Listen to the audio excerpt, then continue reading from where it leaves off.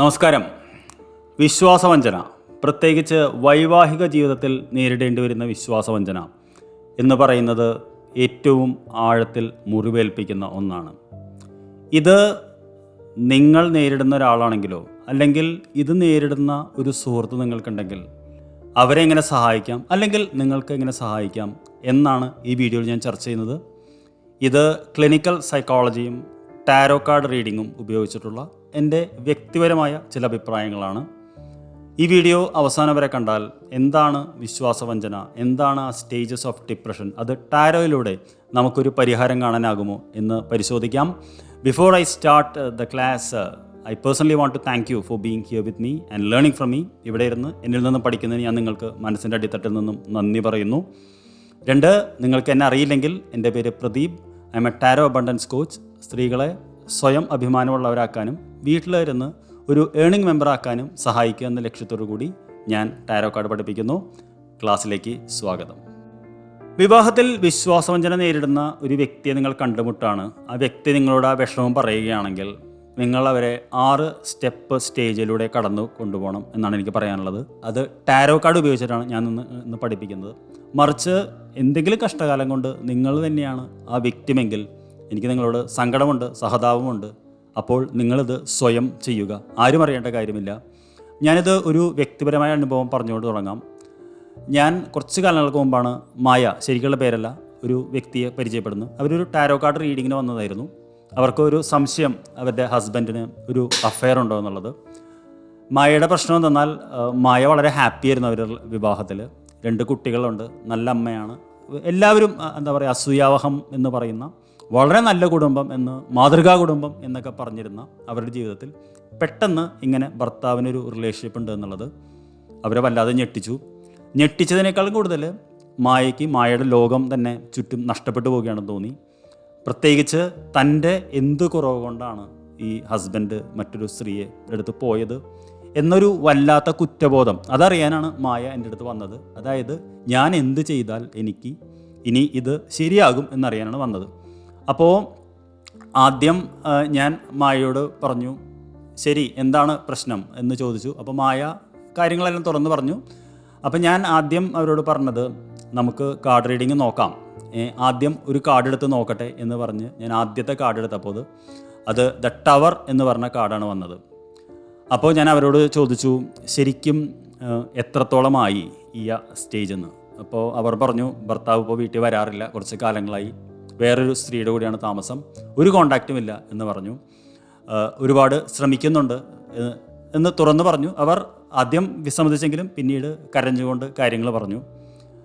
അപ്പോൾ അവരിപ്പോഴും എന്താ പറയുക, ഭർത്താവിനെ തിരിച്ചു കൊണ്ടുവരണം എന്നുള്ളത് ഒരു ഇതിലാണ് നിൽക്കുന്നത്. നല്ല കാര്യം.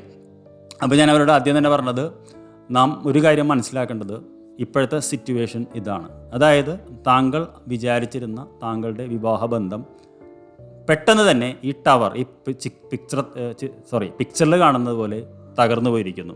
അതായത് ഇനി പഴയതിലേക്ക് തിരിച്ചു പോവുക എന്ന് പറയുന്നത് കഷ്ടമുള്ളൊരു കാര്യമാണ്. കാരണം അത് ഇപ്പോഴത്തെ അവസ്ഥയിൽ അതില്ല. അപ്പോൾ താങ്കൾ ആദ്യം ചെയ്യേണ്ടത് ഇത് ആക്സെപ്റ്റ് ചെയ്യുക എന്നുള്ളതാണ്. This is the reality of the situation. That is your husband is not with you, he is living with another woman. അത് ആക്സെപ്റ്റ് ചെയ്യണം എന്ന് പറഞ്ഞു. അപ്പോൾ മായ, നിങ്ങൾക്കറിയാലോ, ഈ ക്ലിനിക്കൽ സൈക്കോളജിയിൽ 5 സ്റ്റേജസ് ഉണ്ട് നമുക്ക് ഡിപ്രഷൻ ഓവർകം ചെയ്യാൻ. അത് ഏത് റിലേഷൻഷിപ്പ് ബ്രേക്കപ്പ് ആണെങ്കിലും ഈ 5 സ്റ്റേജിലൂടെ കടന്നു പോകാതെ നമുക്കത് ഓവർകം ചെയ്യാൻ പറ്റില്ല. ഇത് വ്യക്തിപരമായിട്ട് ഞാൻ എൻ്റെ വിവാഹത്തിന് മുമ്പ് എനിക്കൊരു ലവ് അഫെയർ ഉണ്ടായിരുന്നു. ഞാൻ അവരെ കല്യാണം കഴിക്കുന്നതാണ് വിചാരിച്ചിരുന്നത്. ഞങ്ങൾ 2 പേരും കെട്ടുന്ന എല്ലാവരും വിചാരിച്ചിരുന്നതാണ്. പക്ഷേ ഒരു സാഹചര്യത്തിൽ അവർ എന്നെ വിട്ടുപോയി. അപ്പോൾ ഒരു 1.5 വർഷത്തോളം ഞാൻ കടുത്ത നിരാശയിലൂടെയാണ് കടന്നുപോയത്. ഇത് ക്രോണിക് ഡിപ്രഷൻ ആയിരുന്നു എന്നുള്ളത്, അതിന് ചികിത്സ വേണമായിരുന്നു എന്നുള്ളതും എനിക്കറിയില്ലായിരുന്നു. കാലങ്ങൾക്ക് ശേഷം ഞാൻ ക്ലിനിക്കൽ സൈക്കോളജി പഠിച്ചപ്പോഴാണ് ഞാൻ മനസ്സിലായത്. അപ്പോൾ നിങ്ങൾ ഇങ്ങനെ ഒരാളാണെങ്കിൽ, അല്ലെങ്കിൽ ഇങ്ങനത്തെ ഒരാളെ കണ്ടുമുട്ടുകയാണെങ്കിൽ, അവർ 5 സ്റ്റേജിലൂടെ കടന്നു പോകുന്നുണ്ടാവും. അതിൽ ആദ്യത്തെ സ്റ്റേജ് എന്ന് പറയുന്നത് ഡിനയൽ എന്ന് പറയുന്ന സ്റ്റേജാണ്. അതായത് അങ്ങനെയൊന്ന് സംഭവിച്ചിട്ടുണ്ട് എന്ന് ഒരിക്കലും അവർ സമ്മതിക്കില്ല. അതായത് whatever happens it is not like that. അതിന് ഡിനയൽ എന്ന് പറഞ്ഞാൽ അംഗീകരിക്കാതിരിക്കുക എന്നാണ് അർത്ഥം. പിന്നെ ഇത് കഴിഞ്ഞ് നമ്മൾ ഇത് ആക്സെപ്റ്റ് ചെയ്ത് കഴിഞ്ഞാൽ ഓക്കെ. പിന്നെ രണ്ടാമത്തെ സ്റ്റേജ് എന്ന് പറയുന്നത് ഈ 5 ഓഫ് wands എന്ന് പറയുന്ന ഈ കാർഡ് പോലെയാണ്. അതായത് സത്യം നമ്മുടെ ഉള്ളിലേക്ക് ഇറങ്ങുമ്പോൾ പിന്നെ നമുക്ക് വരുന്ന വികാരം എന്ന് പറയുന്നത് ദേഷ്യമാണ്, ആങ്കർ. അതായത് പ്രത്യേകിച്ച് എന്തുകൊണ്ട് ഞാനിത് തിരിച്ചറിഞ്ഞില്ല, എന്തുകൊണ്ട് എനിക്ക് ഈ ലക്ഷണങ്ങൾ കാണാൻ കഴിഞ്ഞില്ല എന്ന് നമ്മൾ സ്വയം കുറ്റപ്പെടുത്തുന്ന ഒരു പ്രശ്നമാണ് ഞാൻ കണ്ടിട്ടുള്ളത്. സത്യം പറഞ്ഞാൽ നിങ്ങളൊരു കാര്യം ഓർക്കണം, ഒരു റിലേഷൻഷിപ്പിൽ മറ്റൊരാളുടെ ആക്ഷൻ കൺട്രോൾ ചെയ്യാൻ നമുക്ക് കഴിയില്ല. നമുക്ക് നമ്മുടെ ആക്ഷൻ മാത്രമേ കൺട്രോൾ ചെയ്യാൻ പറ്റുള്ളൂ. അപ്പോൾ മറ്റൊരു വ്യക്തിയുടെ ഒരു ആക്ഷൻ നമ്മുടെ കുറവ് കൊണ്ടോ നമ്മുടെ കുറ്റം കൊണ്ടാണോ എന്ന് നിങ്ങൾ ചിന്തിക്കുന്നുണ്ടെങ്കിൽ അങ്ങനെ ചിന്തിക്കും എന്നുള്ളതാണ് പ്രശ്നം. അതാണ് നമ്മൾ ആദ്യം മാറ്റേണ്ടത്. അപ്പോൾ ആദ്യം നമ്മൾ ഡിനയൽ എന്ന സ്റ്റേജിലായിരിക്കും. രണ്ടാമത് നമ്മൾ ആങ്കർ, നമുക്ക് ഭയങ്കര ദേഷ്യമായിരിക്കും. മൂന്നാമത്തേത് സ്റ്റേജ് എന്ന് പറയുന്നത് 2 ഓഫ് പെൻറ്റക്കിൾസ് എന്ന് പറയുന്ന കാർഡാണ്. ഇത് ബാർഗെയിനിങ് എന്ന് പറയും. അതായത് എന്ത് വില കൊടുത്തും ഞാൻ എൻ്റെ ഹസ്ബൻഡിനെ തിരിച്ചു കൊണ്ടുവരണം എന്ന് പറയുന്ന ഒരവസ്ഥ. അതായത് നമുക്ക് എന്ത് ചെയ്യാൻ പറ്റുമായിരുന്നു, എനിക്കിത് തിരിച്ചു കൊണ്ടുവരാൻ, എൻ്റെ ഭാഗത്ത് നിന്ന് വന്ന വീഴ്ചകൾ ഇതാക്കാൻ പറ്റുമോ, എങ്ങനെ എനിക്ക് പ്രോബ്ലം സോൾവ് ചെയ്യാൻ പറ്റും. പക്ഷേ ഞാൻ അപ്പോഴും അവരോട് പറഞ്ഞു, മയ, താങ്കളുടെ ഭർത്താവ് തിരിച്ചു വരുന്നുണ്ടെങ്കിൽ വളരെ നല്ല കാര്യം. പക്ഷേ അതിനുവേണ്ടി താങ്കൾക്ക് എന്ത് ചെയ്യാൻ കഴിയും എന്നുള്ളത് താങ്കൾ ആലോചിക്കുക. പക്ഷേ സത്യം ഇതാണ്, താങ്കൾ ദേഷ്യപ്പെട്ടിട്ടോ അങ്ങനെയൊന്നുമില്ല എന്ന് വിചാരിച്ചത് കൊണ്ടോ ഇനി ബാർഗെയിനിങ് ചെയ്തത് കൊണ്ടോ കാര്യമില്ല. This is the 3rd stage of bargaining. Especially ഈ മരണമൊക്കെ നടക്കുമ്പോൾ ചിലവർ പറയുന്നത് നിങ്ങൾ കേട്ടിട്ടുണ്ടാവും. അതായത് ദൈവമേ, ഈ മരിച്ച വ്യക്തി തിരിച്ചു വരികയാണെങ്കിൽ ഞാൻ എന്തും തരാമെന്ന്. ഇതിനാണ് നമ്മൾ ബാർഗെയിനിങ് എന്ന് പറയുന്നത്. ഒരു കാര്യം നഷ്ടപ്പെട്ടു പോയി കഴിഞ്ഞാൽ അത് കിട്ടാനായി എന്തും ചെയ്യാമെന്ന് പറയുന്നത്. ഇത് ഡിപ്രഷൻ്റെ 3ാമത്തെ സ്റ്റേജാണ്. 4ാമത്തെ സ്റ്റേജ് എന്ന് പറയുന്നത് ആണ് ശരിക്കുമുള്ള ഡിപ്രഷൻ എന്ന് പറയുന്നത്. നിങ്ങൾക്ക് പിക്ചറിൽ നോക്കിയാൽ അറിയാൻ പറ്റും. 9 ഓഫ് സോർഡ്സ് എന്ന് പറയുന്ന കാർഡാണിത്. അതായത് ഈ വ്യക്തി കടുത്ത ദുഃഖിതനാണ്. ആ വാളുകൾ കടന്നു പോകുന്നത് സൂക്ഷിച്ചാൽ നിങ്ങൾക്ക് അറിയാൻ പറ്റും. ഒരു വാള് ഹൃദയത്തിൽ കൂടെയും ഒരു വാള് കഴുത്തിൽ കൂടെയും ഒരു വാള് തലയിൽ കൂടെയുമാണ് കടന്നു പോകുന്നത്. അപ്പോൾ ഞാൻ അവരോട് പറഞ്ഞു, മായ, ലോകം അവസാനിച്ചിട്ടില്ല. താങ്കൾ ചെയ്യേണ്ടത്, ഡിപ്രഷൻ ഉണ്ടെങ്കിൽ നിങ്ങൾ ഒരു പ്രൊഫഷണൽ ഹെൽപ്പ്, അതായത് ഒട്ടും ഇതാക്കാൻ പറ്റുന്നില്ലെങ്കിൽ ഒരു സൈക്കോളജിസ്റ്റിനെ കണ്ട് കൗൺസിലിംഗ് എടുക്കണം. കൗൺസിലിംഗ് എടുക്കുന്നതിൽ ഒരു തെറ്റുമില്ല. ഇത് നിങ്ങളുടെ ബന്ധുക്കളോടോ സുഹൃത്തുക്കളോടോ പറയുന്നതുകൊണ്ട് കാര്യമില്ല. കാരണം അവർക്കാർക്കും പ്രൊഫഷണൽ ഹെൽപ്പ് തരാൻ കഴിയില്ല. ഒന്നുകിൽ അവർ പറയും പോയത് പോട്ടെ വിട്ടുകളാന്ന് പറയും, അല്ലാത്തവർ പറയും അതൊന്നും ശരിയാവില്ല, പോയി കണ്ടുപിടിക്കും എന്നുള്ളത്. ഇത് രണ്ടും ശരിയുമല്ല, രണ്ടും തെറ്റുമല്ല. ഈ ഒരു അവസരത്തിൽ ഏറ്റവും നല്ലത് ഏതെങ്കിലും ഒരു ക്ലിനിക്കൽ സൈക്കോളജിസ്റ്റിനെ കണ്ട് അവരോട് പ്രൊഫഷണലായിട്ടുള്ള ഹെൽപ്പ് തേടുകയാണ്. കാരണം ആ വ്യക്തികൾക്ക്, പ്രൊഫഷണൽ എന്ന വാക്ക് ഞാൻ എടുത്തു പറഞ്ഞു, പ്രൊഫഷണൽ സൈക്കോളജിസ്റ്റുകൾക്ക് തീർച്ചയായിട്ടും ഇതിൽ നിന്നും നിങ്ങളെ പുറത്തു കൊണ്ടുവരാൻ സാധിക്കും. അങ്ങനെ പുറത്തു കൊണ്ടുവന്നാൽ മാത്രമേ നിങ്ങൾക്ക് ആ വേദന മനസ്സിൽ നിന്നും എന്നേക്കുമായി മാറുകയുള്ളൂ. അല്ലെങ്കിൽ ഒരു പക്ഷേ കാലക്രമേണ ആ വേദന കുറഞ്ഞാലും അതിനുള്ള ട്രിഗേഴ്സ് അവിടെ നിൽക്കും. അതായത് നമുക്ക് വ്യക്തി ജീവിതത്തിൽ ബാക്കിയുള്ള കാര്യങ്ങളിൽ ഇത് കയറി വരും. നമ്മുടെ ജീവിതത്തിൻ്റെ താളം തെറ്റും, നമുക്ക് ഫോക്കസ് നഷ്ടപ്പെടും, നമുക്കൊരു കാര്യത്തിനും താല്പര്യം ഉണ്ടാവില്ല. അപ്പോൾ ജീവിതം തന്നെ ഒരു വഴിമുട്ടി പോലെ തോന്നും. ഇത് ഒരു കോമൺ ആയിട്ടുള്ള ഒരു ഇതാണ്. നഷ്ടം വരുമ്പോൾ എല്ലാവരും കടന്നു പോകുന്ന 4ാമത്തെ സ്റ്റേജാണ്. 5ാമത്തെ സ്റ്റേജ് എന്ന് പറയുന്നത് ആക്സെപ്റ്റൻസ് ആണ്. ദ സ്റ്റാർ എന്ന് പറയുന്ന കാർഡാണ്. അപ്പോൾ ഞാൻ അവരോട് പറഞ്ഞു, മായ, ചതി എന്ന് പറയുന്നത്, വിശ്വാസവഞ്ചന നടന്ന് 2-3 വർഷങ്ങൾ കഴിഞ്ഞിരിക്കുന്നു. താങ്കൾ ഇപ്പോഴും പഴയ ആ പാസ്റ്റിൽ തന്നെയാണ് നിൽക്കുന്നത്.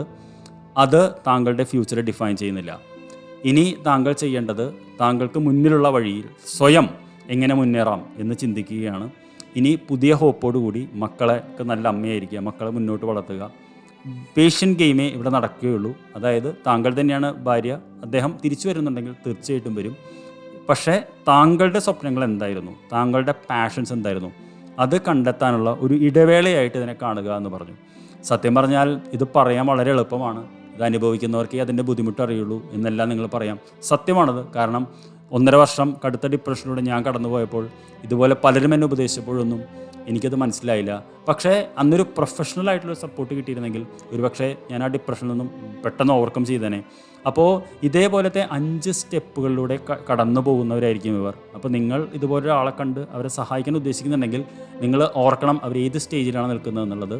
അതായത് ആദ്യം ഡിനയൽ സ്റ്റേജിൽ, അതായത് അത് അംഗീകരിക്കാൻ തയ്യാറായി നിൽക്കുകയാണോ, അതോ അത് അംഗീകരിച്ചതിന് ശേഷം ദേഷ്യത്തിലാണോ നിൽക്കുന്നത്, അതോ ദേഷ്യം കഴിഞ്ഞ് ഇപ്പോൾ ബാർഗെയിനിങ് ചെയ്തുകൊണ്ടിരിക്കുകയാണോ, അതോ കടുത്ത നിരാശാബോധത്തിലുള്ളതാണോ. ഈ ഒരു അവസ്ഥയിലാണെങ്കിൽ നിങ്ങൾ അവരെ ഹെൽപ്പ് ചെയ്യണം. കാരണം ഈ സമയത്ത് പല എന്താ പറയുക, നെഗറ്റീവ് ടെൻഡൻസീസ് ഉണ്ടാവും, ലൈക്ക് ഡ്രഗ് അഡിക്ഷൻ, അല്ലെങ്കിൽ വേറെ വഴിക്ക് പോവുക എന്ന് പറയുന്ന ചില ഞാനിത് പറയുന്നില്ല. ഇങ്ങനെ ഇതുണ്ടെങ്കിൽ നമ്മൾ അവർക്ക് ഹെൽപ്പ് കൊടുത്ത് അവരെ നമ്മൾ സഹായിച്ച് അവരോട് പറയണം, ഇത് ഒരു ഭാഗമാണ് ജീവിതത്തിൻ്റെ, ഇത് നടന്നു കഴിഞ്ഞു, ഇനി നമുക്ക് ആക്സെപ്റ്റൻസ് മാത്രമേ ഉള്ളൂ, ഇനി സ്വന്തം ജീവിതമായിട്ട് മുന്നോട്ട് പോവുക എന്ന്. ഇനി നമുക്ക് എന്താണ് ചെയ്യാൻ കഴിയുന്നത് എന്നുള്ളതാണ് പറയാനുള്ളത്. First thing, acknowledge and accept. Second, നമ്മുടെ ആ വൈകാരികമായിട്ടുള്ളൊരു ഇമോഷണൽ റിലീസ് അത് നമ്മൾ നടത്തുക. അതിനുശേഷം ഇനി നമുക്ക് എന്ത് മുന്നിലുണ്ട് എന്ന്, ജീവിതം അടഞ്ഞിട്ടില്ല, അത് എന്താണെന്ന് മനസ്സിലാക്കുക. പിന്നെ സ്വന്തം സെൽഫ് എസ്റ്റീം റീബിൽഡ് ചെയ്യുക. പ്രത്യേകിച്ച് ഞാൻ പറഞ്ഞല്ലോ, ഇതുപോലത്തെ കാര്യങ്ങൾ വരുമ്പോൾ ആദ്യം നമ്മുടെ സെൽഫ് എസ്റ്റീം ആണ് തകർന്നു പോകുന്നത്. അതായത് നമ്മുടെ കുറവുകളാണ് നമ്മളെപ്പോഴും കാണുള്ളൂ. പക്ഷേ നമ്മൾ ഓർക്കണം, നമുക്കൊരുപാട് ഗുണങ്ങളുണ്ട്. ഒരു വ്യക്തി ചെയ്തതിൻ്റെ പേരിൽ നഷ്ടപ്പെടാനുള്ളതോ മാറാനുള്ളതോ അല്ല നമ്മുടെ ജീവിതം. അതിനുശേഷം ഇനിയുള്ള ജീവിതത്തിൽ കൃത്യമായിട്ടുള്ള ബൗണ്ടറീസ് സെറ്റ് ചെയ്യുക വ്യക്തി ജീവിതത്തിൽ. അതിനുശേഷം പുതിയ പ്രതീക്ഷയോടുകൂടി സ്വന്തം ജീവിതം കരിപ്പിടിപ്പിക്കുക. കാരണം നമ്മുടെ ജീവിതം, ഞാൻ പറഞ്ഞല്ലോ, ഒരു വ്യക്തി ഉപേക്ഷിച്ചു പോയി അല്ലെങ്കിൽ നമ്മളെ വിശ്വാസവഞ്ചന കാണിച്ചു എന്നതുകൊണ്ട് മാത്രം ഡിഫൈൻ ചെയ്യപ്പെടേണ്ട ഒന്നല്ല. ഇതാണ് എനിക്ക് മായയോട് പറയാനുണ്ടായിരുന്നത്. It took me 6 to 7 months to help her overcome. കാരണം ഞാൻ കുറച്ച് സൈക്കോളജി, ഞാൻ പറഞ്ഞല്ലോ 2 വർഷം ഞാൻ പഠിച്ചിട്ടുള്ളതുകൊണ്ട് I can do some counselling, but I don't practise it. So what I am saying is that നിങ്ങളിതിലൂടെ കടന്നു പോകുന്നുണ്ടെങ്കിൽ ഇതുപോലെ ആണ് നിങ്ങളിതിനെ കാണേണ്ടത്. ഈ വീഡിയോ കണ്ടുകൊണ്ട് നിങ്ങളുടെ വേദന മാറിയിട്ടുണ്ടാവും എന്ന് ഞാൻ വിശ്വസിക്കുന്നില്ല. പക്ഷേ ഒരുപാട് പേർ നിങ്ങളെ പോലെയുള്ളവരുണ്ട്.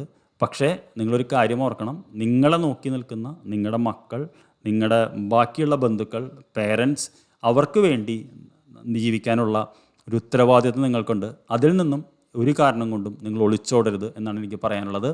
അപ്പോൾ ഈ വീഡിയോ ഇഷ്ടപ്പെട്ടെങ്കിൽ, ടാരോ പഠിക്കണമെന്ന് ആഗ്രഹമുണ്ടെങ്കിൽ എൻ്റെ 5 ദിവസത്തെ ക്ലാസ്സിൽ ചേർന്ന് പഠിക്കാവുന്നതാണ്. അത് ഒരു നിർബന്ധവുമില്ല, ജസ്റ്റ് പറഞ്ഞു തന്നേ ഉള്ളൂ. നന്ദി. താങ്കൾക്ക് എന്തെങ്കിലും തോട്ട്സ് ഇതിനെക്കുറിച്ചുണ്ടെങ്കിൽ തീർച്ചയായിട്ടും കോമൻറ്റ് ചെയ്യുമല്ലോ. കാരണം അത്തരം കോമൻറ്റുകളാണ് പുതിയ വീഡിയോ നിർമ്മിക്കാൻ സഹായിക്കുന്നത്. വീഡിയോ കണ്ടതിനും സപ്പോർട്ട് ചെയ്യുന്നതിനും നന്ദി. I will see you in another video with another topic. Until this is your trainer Pradeep Hariharan signing of.